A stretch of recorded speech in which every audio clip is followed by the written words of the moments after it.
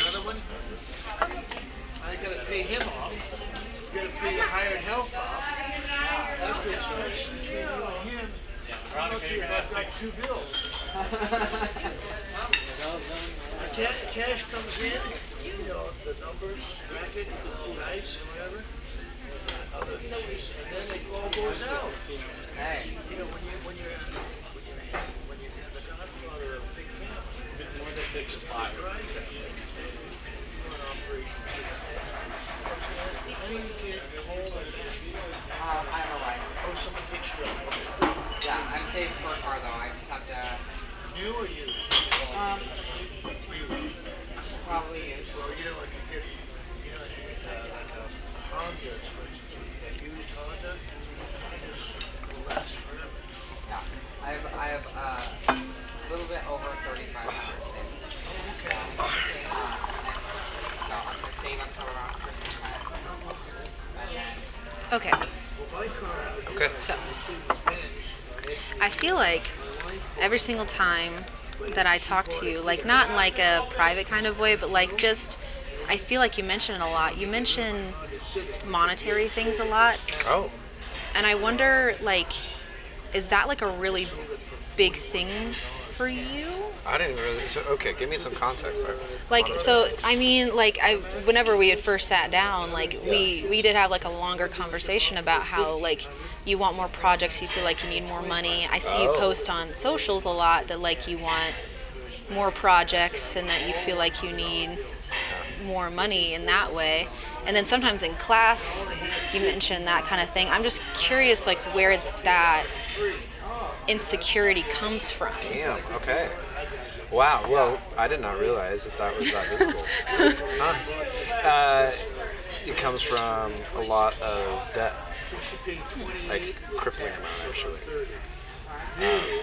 At my age, and the sense of my life kind of restarting at 41. My kid's about to graduate, so I got him out the door. Did you help pay for his college? He doesn't want to do college. Oh, okay. Oh, high school. High school. Okay. High school. Okay. So yeah, no, he wants to. I will once it comes time for that. But he wants to kind of just do life for a little bit. But no, yeah, no, I bought a house after my divorce so that I could have a sense of stability for my kid because I didn't have a good co-parenting situation that I was comfortable with for him to have that stability. So I made decisions that I wouldn't have otherwise, and then those decisions perpetuated further decisions that then got to a place where, yeah, it's like, I mean, quite frankly, I need to make about $7,000 a month. That's a lot of money. Right. So for May so far, I have, if everything lined up, about $5,750 lined up. But yeah. So I just to stay afloat. Yeah, I gotta push hard and manifest a lot. So, Yeah. Yeah. So that's something that's really like, I guess, always. yeah. That's always kind of floating in the back of your mind, yeah. Yeah. Huh. So you are in debt. Oh. How deep? How deep are we talking? It's enough. Yeah. I mean, it's a mortgage plus loans for See you next time. Okay? HVAC plus loans for the plumbing. I had to completely redo the plumbing. Credit card debts. I was in a relationship for 2 years where I was also paying most of her bills. She was living for free. But you know what I mean? Like, Yeah. So I did make decisions that I wish I hadn't have. But a lot of the decisions that I made were the only ones that I could make. Because it was important for me again to have a house that I wasn't at the I would rather. This is a weird thing. I would rather be at the mercy of a mortgage company than a landlord. Okay. I guess a curious question. If knowing what you know now, would you go back and do anything different?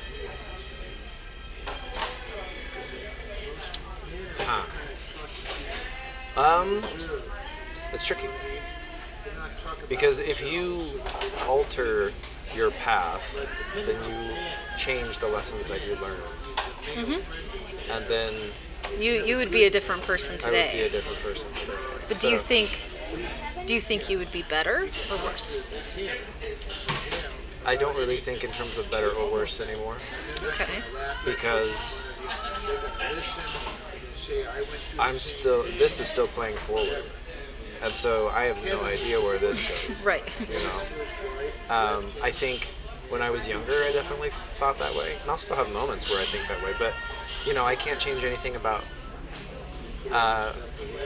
getting married early because that would affect my kid being... Pretty much everything that would affect my kid's existence, I would never touch. Ever. And anything that I would do that would change his security to come out to me as being trans, I would never change.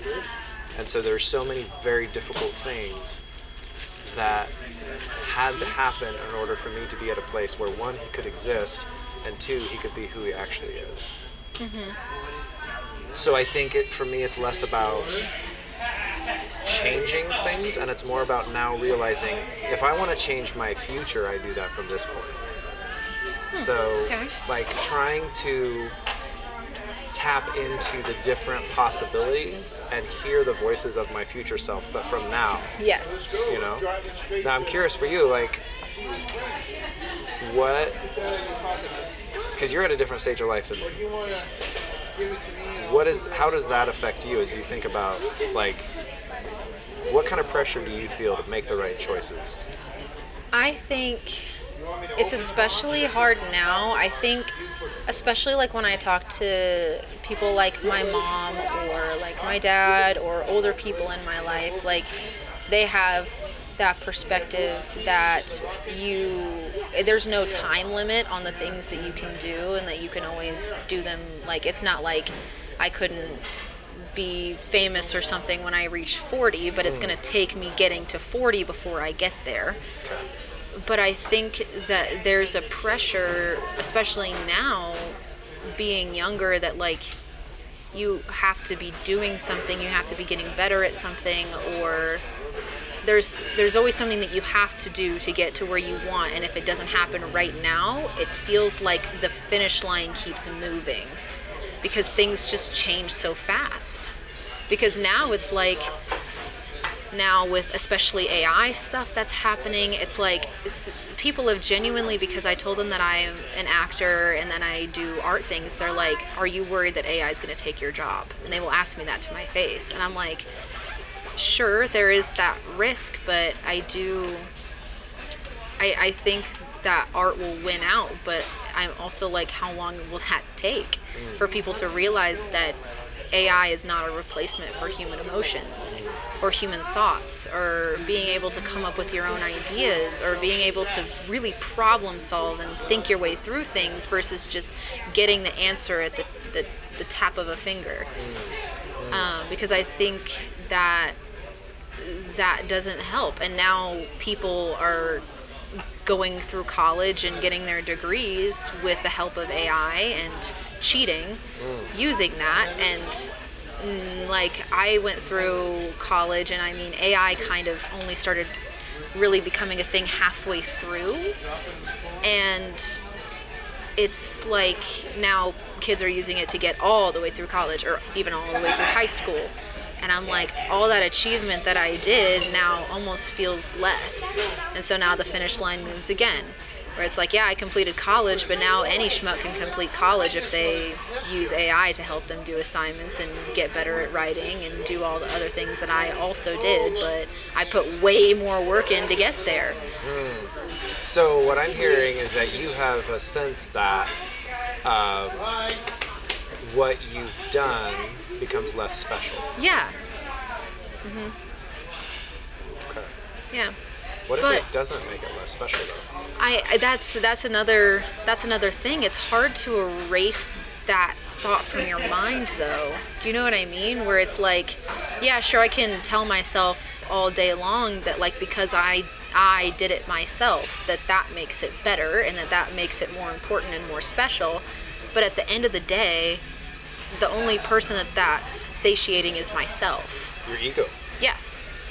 It doesn't change other people's perspectives on what I did, knowing that I did it myself, or like, you don't know. Because I could sit here and lie to your face and say, yeah, I got through college all by myself without using AI whatsoever. And in reality, what I did was I used AI to get all the way through, and you would never know the difference. See, I think I would know the difference, though. Do you? I do. Because it's not really about if you used AI or not. I was at a conference, Hack Fort, part of Treefort that was on. Yeah. And they were talking so much about AI there. But there was one, I happened to hear one thing from a workshop that was fascinating, and I think it really lands where I'm at with it right now. He says, you are still responsible for everything you send in an email. So you can go to ChatGPT or Claude or whatever, and you can say, write this email for me. Right. If you don't proof it, if you don't do the work to vet what it's doing, then it's no different than if you run to a bunch of different hack news websites and just copy and paste. It's the same thing. So it's that it is an interesting time, because I think that there's a perception that AI is like some kind of easy button. And I think it can be treated that way, but honestly, so can all the technology. That's why filmmakers, like old school filmmakers, hated digital. It's like they hated that camera right there because it's not shooting on film. They hated watching movies being shown digitally as opposed to off of the old film reels, because the same kind of blood, sweat, and tears didn't go into the process. There wasn't that same sort of like grit, right? And that's a valid experience and perspective. At the same time, think about now that these cameras have gone digital, and now, you can shoot on your iPhone. We could be shooting this on your iPhone and probably get about the same quality. And I could look at that and be intimidated, or like, why did, I'm paying off all these debts for these cameras and whatnot. But I know what I can still do with these cameras that I would prefer to do with that versus a phone. Conversely, if I needed to, I could use the phone, and it wouldn't change my skill level. It would just change what I'm working with and how I'm getting there. Yeah. But the human element, to me, it's not even really about the human element. It's about the intentionality of something. And I think any kind of intention that is aware of its surroundings and aware of something beyond itself is something that is inherently good. Evil, in my opinion, is that which is self-absorbed and doesn't have the capacity to have a neutral awareness of everything around. So if, it's kind of like the argument about using, because they used to not let you use calculators in school at all for math. Oh yeah. And now, I had the transition from where they didn't let us use it to where they did. Right. How was that? It was interesting because I've never been good at math. Okay. I actually have dyscalculia, so it's similar to like when people have where the letters move around. Like dyslexia, but it's called what? Dyscalculia. Dyscalculia. Okay. Where the numbers move around instead, and so it makes it very difficult for me to do mathematical equations because it just takes me longer to do it than anybody else can do it. Okay. It took me longer to be able to read wall clocks because it just would take me a second because the way that they were set up, and like, sure, I could read digital like much more easy because it's just 3, and yes, they would get mixed up sometimes, but like when I couldn't use the calculator, it made it a lot more difficult because it was almost like I had to do everything up here, and I couldn't trust up here. Oh wow.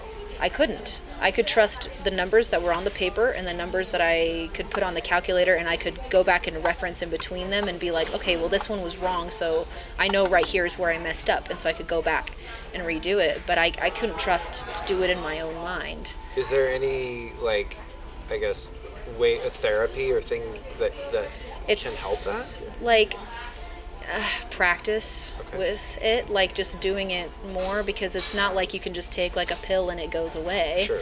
Like it just takes more focus. It's like physical therapy, but for your brain. It just takes me longer, and I just had to accept that. And like when I started being able to use calculators, it did get a lot faster for me because I was able to cross back and reference. So like say if I messed something up in an equation somewhere, I could go back and I could trust that like I didn't write it down wrong, or like I wasn't transferring it wrong in my head, because there's two solid pieces, like versus writing it down where I could miss a number based on the way I wrote it or something like that. It just was more solid and concrete. And so it just took me a lot less long, but that's not the same for everybody else. Like Sure. I'm sure it's way different for other people like that had that same transition than I did. Did you find did you find that there were ever people that held that? You know how people can hold like mental things as suspect, like you're yeah. just whatever. You know what I mean? Like they put me in special ed classes to be able to read a wall clock, because that was the expectation that we needed to know how to learn and like look at a wall clock and tell the time. And because I couldn't do that, they had to put me in extra classes. And it like I don't know how else to describe it other than it makes you feel stupid. But not in like an ableist kind of way, just in like a way of like you're sitting in that classroom and they're telling you over and over this is something that you should be able to do, and you just can't do it. And it just is different for you than it is for everybody else, because like my grandma would get on me about not being able to do it, my mom and dad would, like it would be a constant thing where it's like I couldn't even escape at home because they knew that I had that problem, because the school and them would talk. Yeah. And so then they would have me do after classes and after school was over at home. They wouldn't let me have a digital clock. They would only let me have the wall clocks, where it's, they're trying to sort of like just really push to where it wasn't a thing anymore. But because it felt like they were pushing it so hard, it made me feel worse, because I was like, this is something I should be able to do, versus like it actually being a detriment to me, and like knowing that yes, it's going to take me a little bit longer, but eventually I can get there if I really did apply myself. But it just, there's like something about that mental blockage where it's like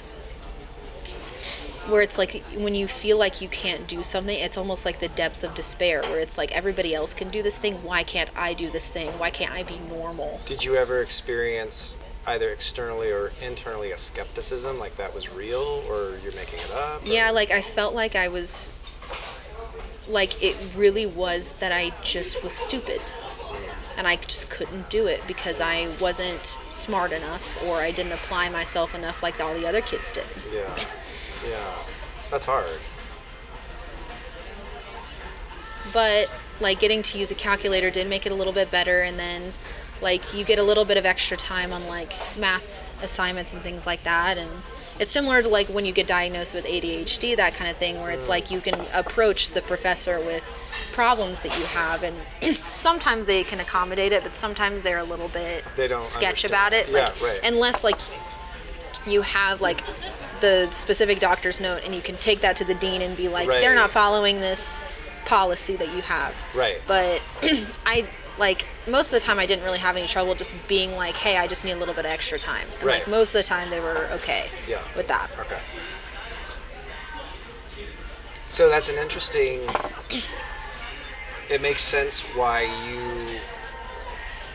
what you expressed earlier, that sense of the effort that you went through, because even as you had technology to help you, once calculators became available, you still had to do all of that work to just kind of learn yourself and get to a space where you could be at peace with it. Yeah. But I think like that's the difficult thing too, is that once I feel like I get like better at something, or like, not that I've like mastered something, but it's like once I feel like I've gained a skill, Yeah. it's almost like it feels like that becomes like a back burner thing all of a sudden, and then there's another issue that I have to tackle. Yeah. You gotta get us out of here? No, you can stay as long as you want. I just need to close your check. My shift's over. Oh, okay. It's about to be Yeah. over. Yeah. If I could just close you out real quick. Yeah, and yeah, then I you guys got are free to stay as long as you want. Okay, I can yeah. even, do you want me to fill you up with more coffee? No, no, I'm Anything? good. I'm good. okay. Yeah, here, And let me then, give you. like I said, you guys are free. You can stay all night. We're Oh, open okay. for hours. All right. Shift's just over. I just want to hold your table Yeah, up, yeah. but yeah. Yeah, no, you can camp out. Yeah, perfect. All right, Thank I'll be right you. back, guys. Yeah. Sorry about that. No, it's you're okay. good. You're good. But it just like, it's almost like it's never enough.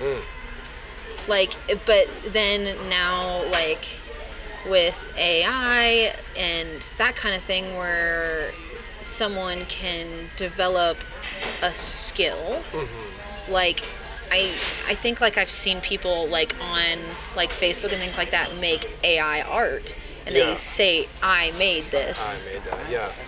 And Yeah. I will snag these sauces. Thank out you for so me. much. Yeah. Thank you. Do you guys need anything at all? Are you No, I totally think good? we're totally good. Thank right, you right so on. much. Thank you. And they say I made this, and it's like, Yeah. no, you didn't. You This- commissioned it. Yeah, well, yeah, you commissioned it, and it came off the backs of other people. So the only thing that you achieved was stealing somebody else's hard work, and now it's yours, and you will always have people that back you up on that. Like, for like, yeah, you'll get some criticism from people that dislike AI heavily, but Right. there's going to be people that are sitting there defending you, saying, well, what's the harm?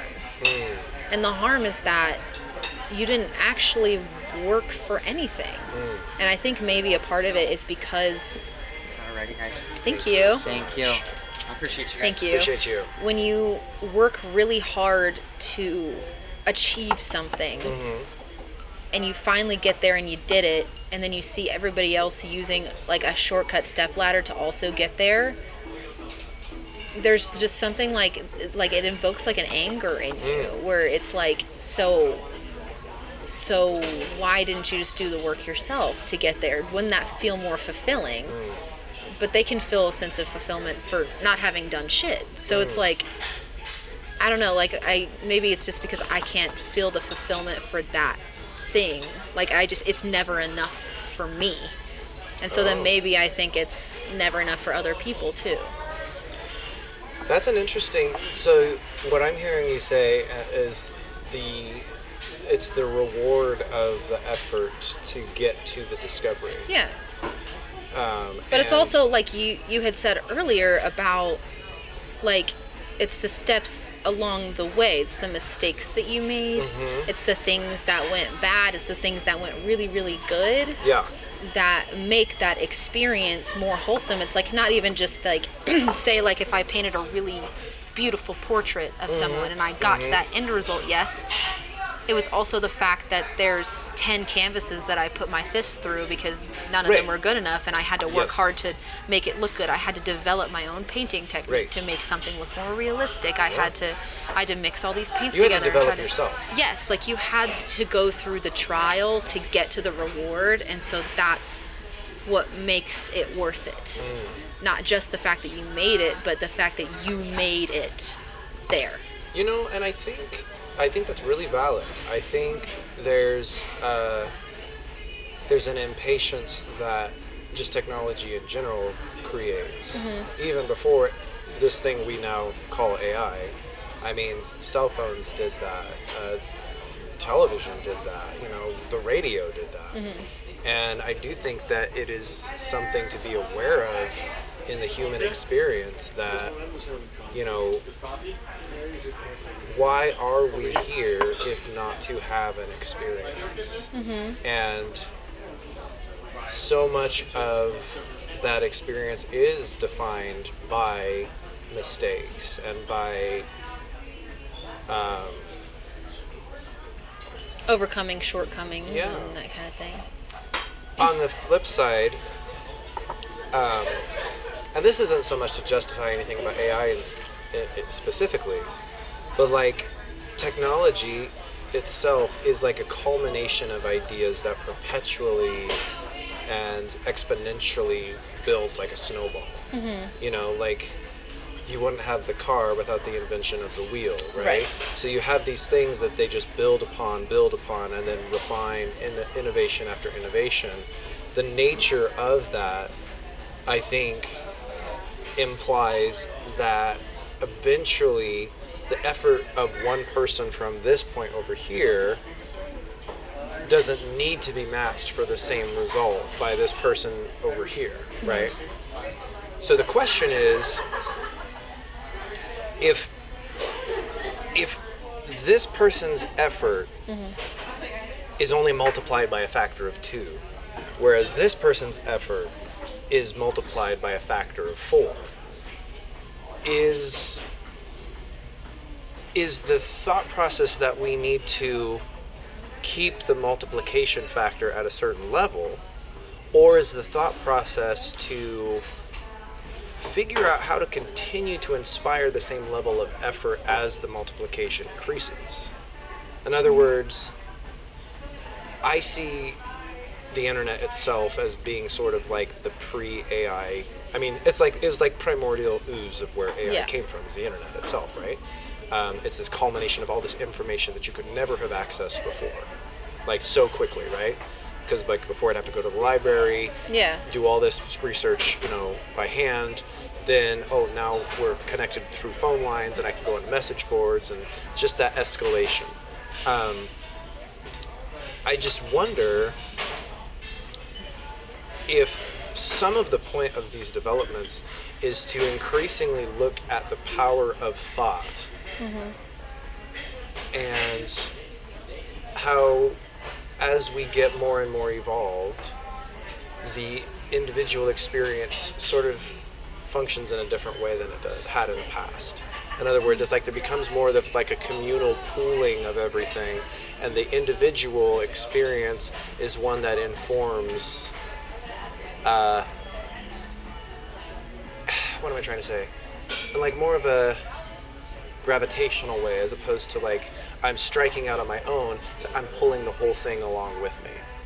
And you've got others that are doing the same. So it's like you're pulling the whole thing and expanding it with your, not so much your effort, because the effort is becoming more about the imagination, and the failures are becoming more about the precise, really, really, really like almost quantum level kind of execution of thought that just you wouldn't even have the time to get to before because of all the effort required just to get to a certain level.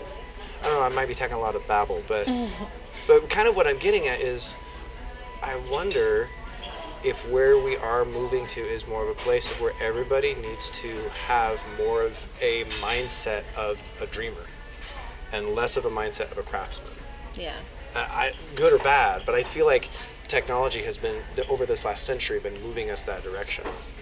And even longer, really. I mean, because invariably every invention, every innovation is always about the collapsing of redundant, mundane tasks into something that's more efficient. And so even with now thought and creation, because we are such an art and culture-driven species, it would make sense that we are increasingly drawn towards being able to have ideas visualized faster and faster and faster.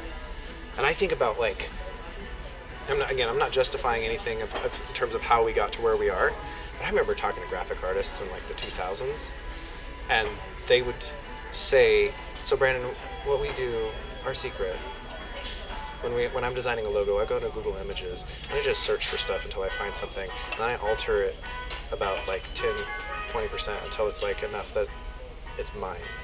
And I especially this whole AI stuff has kind of taken off. I'm going, what's the difference? Yeah. It's still so. But I think that is honestly, it's still like, it's not like great, but I think for me, what AI can never have, and I have this perspective about a lot of like how they're like, oh, the first AI actor, or someone putting their script through ChatGPT and having it review it for them, or make bullet points, or be like, oh, take my whole script and make a description, or I have the script but I can't think of a title, give me like a list of titles. I think the main thing that it really boils down to that it can never have is perspective.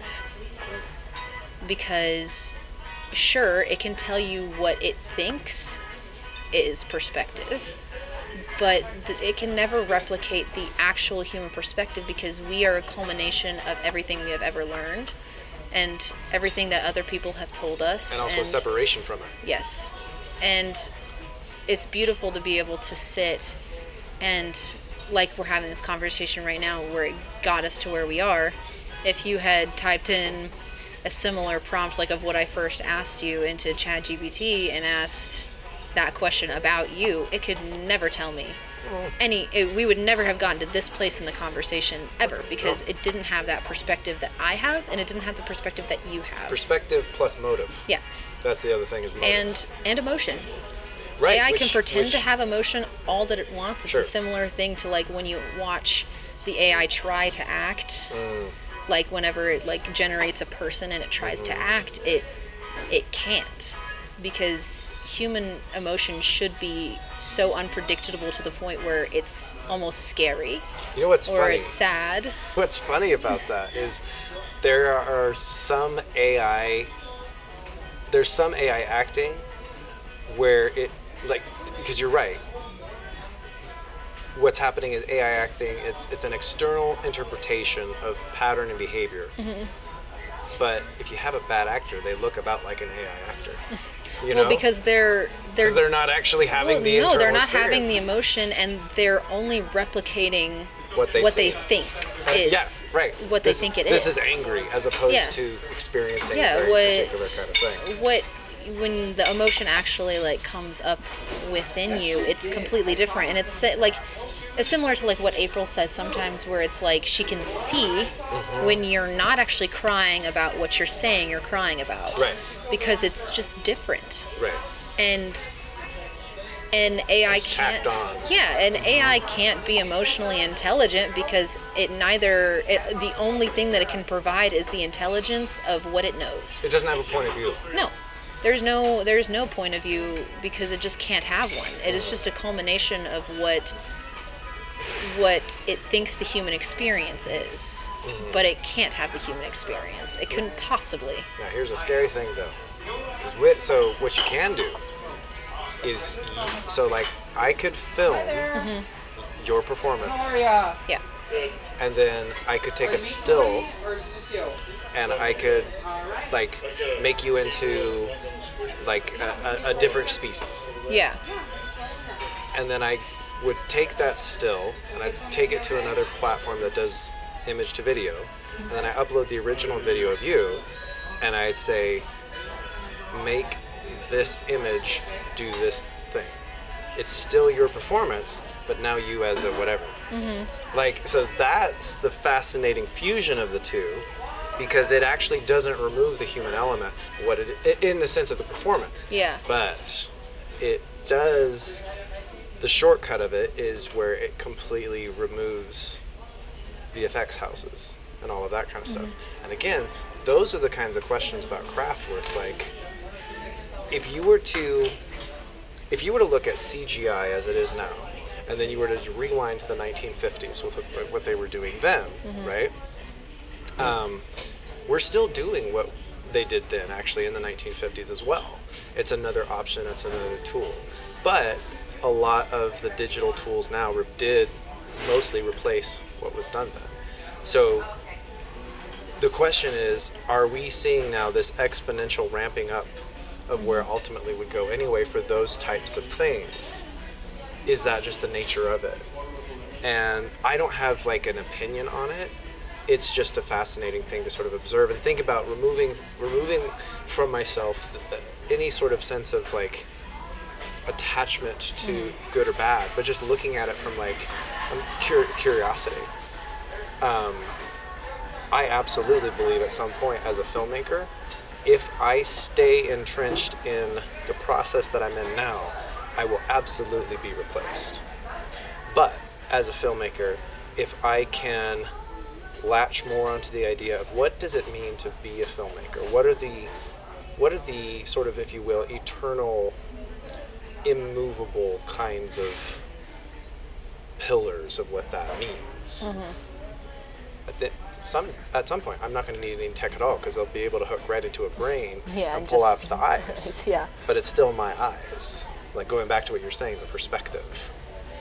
But it is that the craft of it changes, and it will, regardless of what machines are holding our hands, there will be machines because we create them. We can't. That's just how we as humans always have been. And really, honestly, other creatures are too. I mean, you think about the beavers building their dams, and that is a thing. As life forms get to a certain space, they start altering their environments to serve them in ways that go beyond just But that the question is, again, now that's a whole other thing. Is the environment. What is the impact that's being done to the environment? And that's a whole other thing too. And so for me, it's not looking at it with any kind of emotional attachment to it, but just going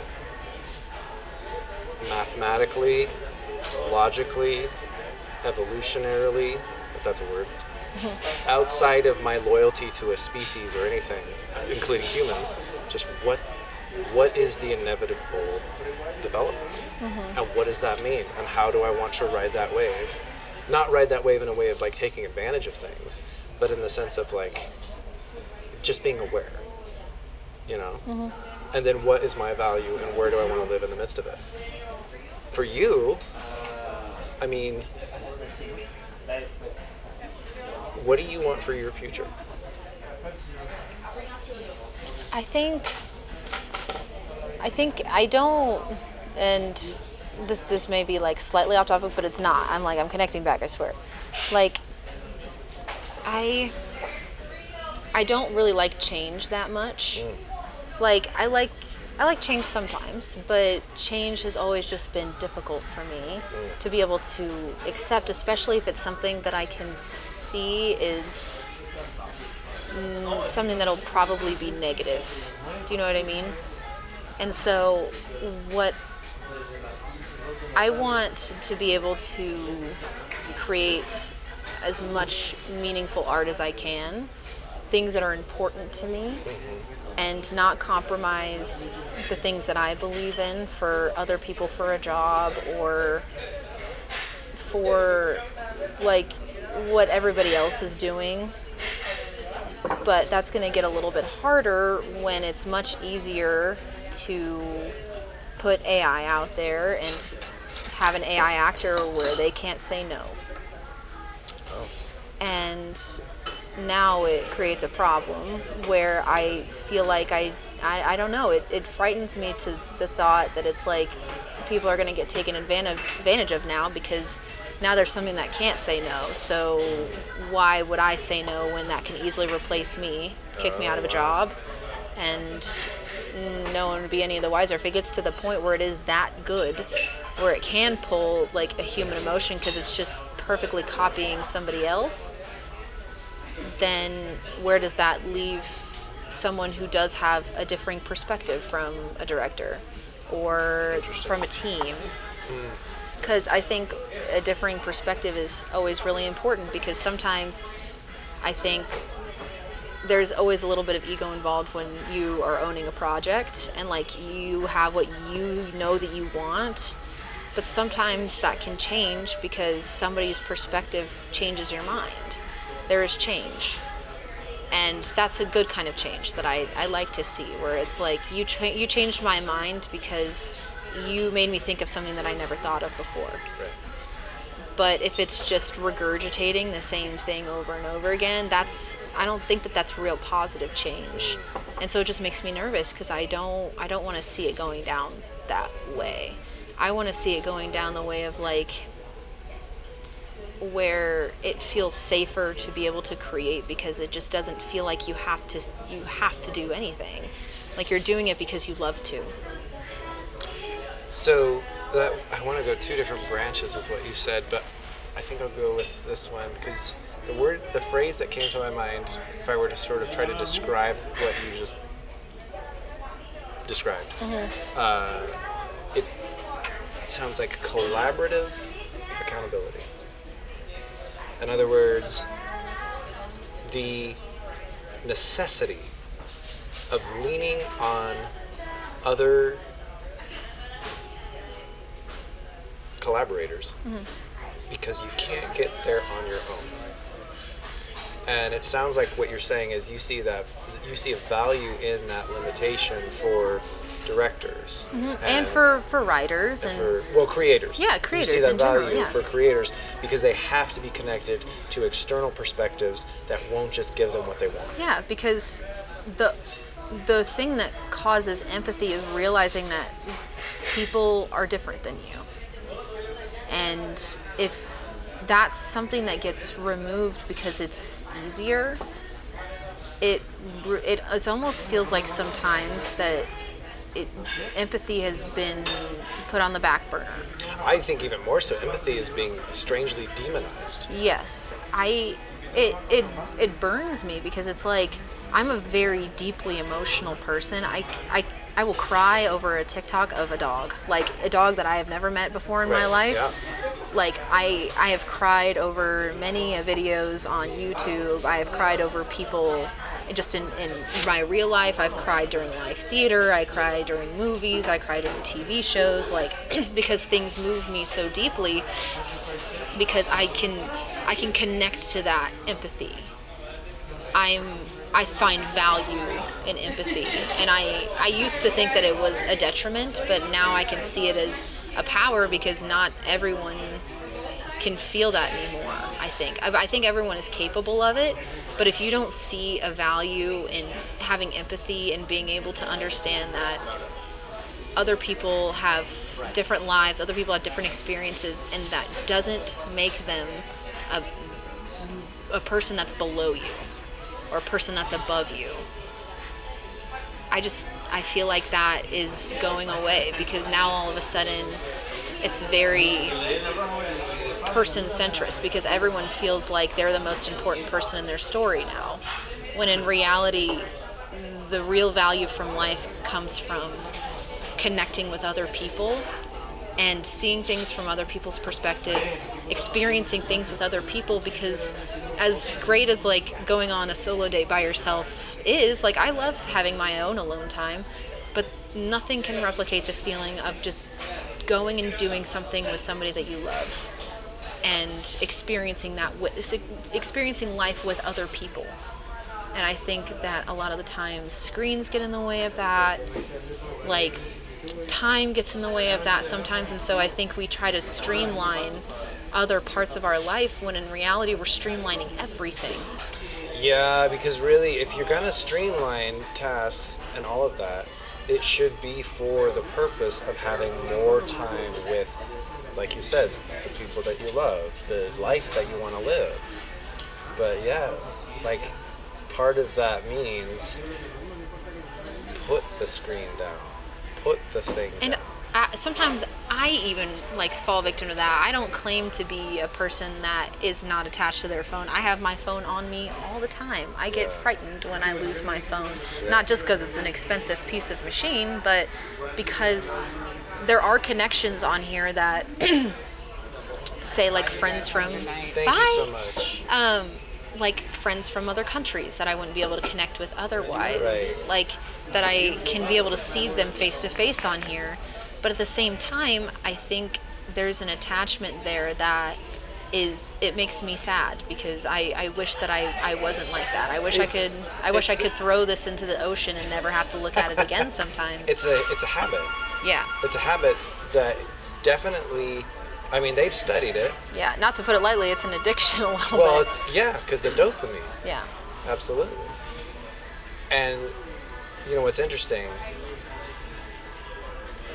that's why I've recently not made myself, but I've been patiently working myself to a place of healing to read books as books, not do audible, not read things on the screen, but like feel the texture of the page and, you know, let myself just struggle with the ADHD nature of sometimes getting stuck in a loop of, wait, what? Yeah, I have to reread but sentences it's like, you know over what? and It's over okay. again. I don't need to have, because I have some childhood wounding. I was, you know, that I won't go into, but basically childhood wounding about reading.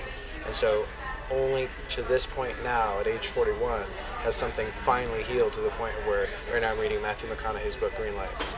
And I'm so glad I'd heard about it, and I'm so glad that I didn't listen to everybody who was like, oh, Matthew McConaughey does such a good job with the ebook. You need to, it's so good because he does such a good, because I was like, no, and so Dad got me the book for Christmas, and I finally just this month opened it up and started reading it.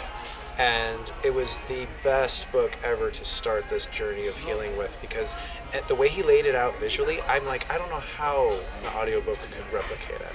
It's such a beautiful experience. And it is. It's something that gets me away from the screen. It gets me away from that feeling of all of that connectedness. And it's interesting because we're talking about these concepts of community and separation, and they are both community and separation are both important, and they're important to achieve in different ways, not always the same way. And I think if I were to sort of cap off the conversation, what we're talking about, I think ultimately is moderation and awareness. And that's the ultimate discipline of craft. Yeah. I think too, like, deciding to think for yourself rather than letting something else think for you. Right. Because I think that there's value. I find that the most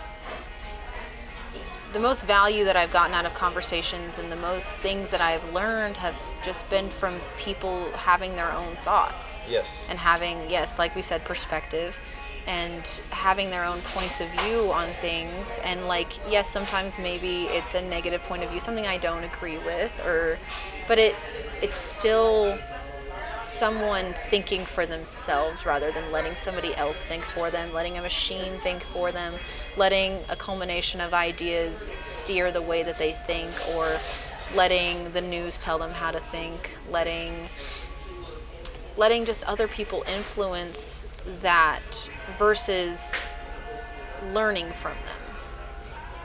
Taking that, putting your own perspective on it, and then deciding what your opinion is, rather than skipping the process and just taking the opinion straight off of the bat because it's easier. It's a lot harder to think than it is to just form an opinion about something, to think and to research and to understand something, than it is to just be like, this is the way I think about it because that's the way I think about it, or because I read it somewhere. Right. But it's funny because to get to that space, it's not that I don't need to read other things. It's that I need to read more things. Yeah. And again, you develop your own yourself. internal voice, because I think, like, especially with what you're talking about with an audio book versus reading, is that you're reading it with your own voice in your mind. No, it's Matthew McConaughey, and I know how he talks. Yes. So it kind of does, but like, you do influence that a little bit. But you form almost like a different opinion. Like, I think everyone will read the same book and everyone will form different opinions about things, but it is still yours and you came up with it, versus letting the audiobook guide your thinking. You allowed yourself to actually let the cogs in your brain do the turning, versus just letting somebody else, which I think maybe sometimes people find that like the antithesis of relaxing, but I think that people relax a little too much. Well, right, because it's if you don't, the brain is there. It's there for a reason. It's there to be used. And it's a muscle. So it needs to be activated. Mm-hmm. So the question is, how are you activating? And how are you applying it? And if you're able, so it's interesting. You kept using the term finish line earlier. Yeah. And I found that fascinating because the finish line is the grave, Yeah. right? I kind of want that finish line to keep getting kicked out, right? Because like I'd like to be here as long as I can. But I think like yeah, the finish line is like the final finish line is the grave, but I think like a lot of times because we put a lot of emphasis on like achievements and not feeling like if we're not achieving things then we're not living. It's been like a very subtle switch for me where it's like I don't need to be achieving things all the time to be having a good life. Right. And that's been a hard switch for me because it's like that's how I felt my whole life. Like it's what you've been taught in school.